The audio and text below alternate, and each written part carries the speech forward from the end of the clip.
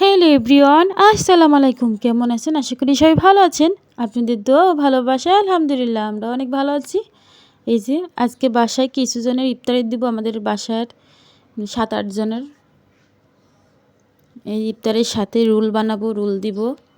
শুধু ছোলা বুট এইগুলো তো দিব না, সাথে রোল দিব। এই জন্য রোলটার বানানোর জন্য সবজিটাই করে নিচ্ছি। ভিনেগার সস এগুলো দিলে রোল খেতে অনেক মজা লাগে। এটা সবজি রোল বানাবো।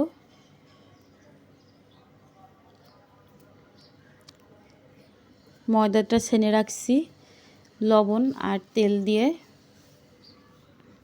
এই যে বানাতে চলে আসছি। ময়দাটা ছেনে রাখছিলাম, এখন বানাই নেব একে একে।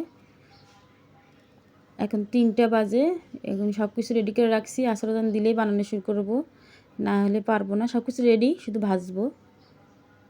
এই যে এভাবে করে বানাই রোলগুলা। এগুলো খেতে কিন্তু অনেক মজা লাগে আর বানাইতেও সহজ, একদম সহজ। এই যে হয়ে গেল একটা। এই যে অনেকগুলো বানাই নিয়েছি, বানানো শেষ।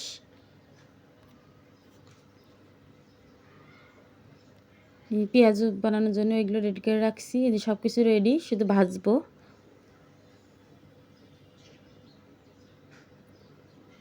ছোলাটাও ভুনা করে নিয়েছি আর এখানে রোলগুলো ভেজে নিচ্ছি। এই যে কত সুন্দর কালার আসছে।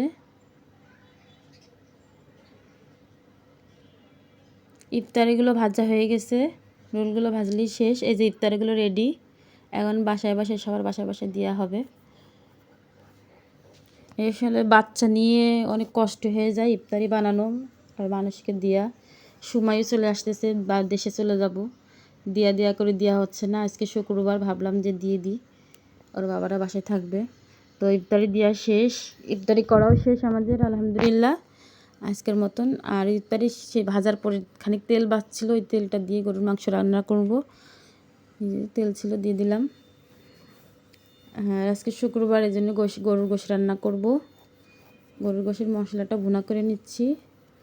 তো কেমন হয়েছে অবশ্যই কিন্তু কমেন্টে জানাবেন আমার ভিডিওটি।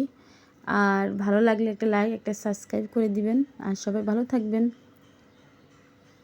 গরুর মাংসটা প্রেসার কুকারে দিলে অনেক ভালো হয়, সফট হয়, খেতে মজা লাগে। খুবই কম রান্না করি পাতিলে, বেশিরভাগ প্রেসার কুকারে রান্না করি। ভাতটাও রান্না হয়ে গেছে ওই যে। আর এই মাংসটা রান্না করতেছি, আর সবজি আছে ওটা